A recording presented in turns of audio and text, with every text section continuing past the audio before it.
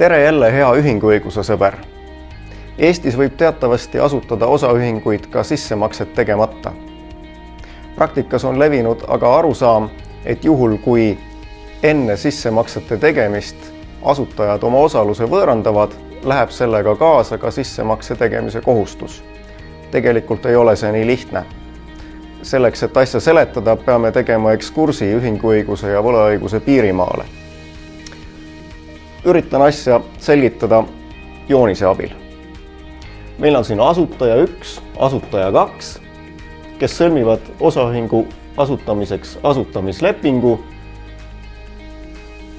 milles kohustuvad tegema sissemaksed osaühingusse. Asutamislepingul on õiguslikult kahesugune toime. Esiteks on ühinguõiguslik toime, mis tähendab seda, et asutamislepingu alusel tekib uus äriühing, osaühing, ja teiseks on tal ka võlaõiguslik toime, mis tähendab seda, et asutamislepinguga võtavad asutajad osaühingu ees kohustuse teha sissemaksed osakapitali. Selles võlaõiguslikus tähenduses on osaühing võlausaldaja ja asutajad võlgnikud.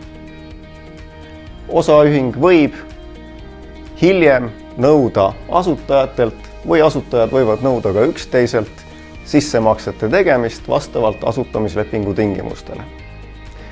Aga nüüd olukorras, kus üks asutajatest müüb oma osaluse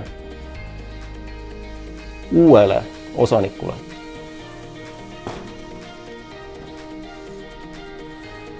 Võlaõiguslikus mõttes on tegemist kohustusega ühinemisega. Võlaõigusseaduse paragrahv 175 kohaselt võib kohustusega ühineda kahel viisil. Selleks võib sõlmida kokkuleppe võlausaldajaga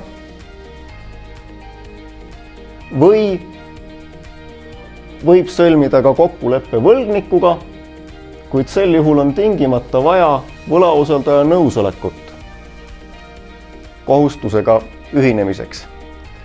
Kui võlausaldaja ehk meie joonise puhul osaühing sellist nõusolekut ei anna, kohustuse üleminekut ei toimu. Mis on selle praktiline tagajärg? Praktiline tagajärg on see, et kui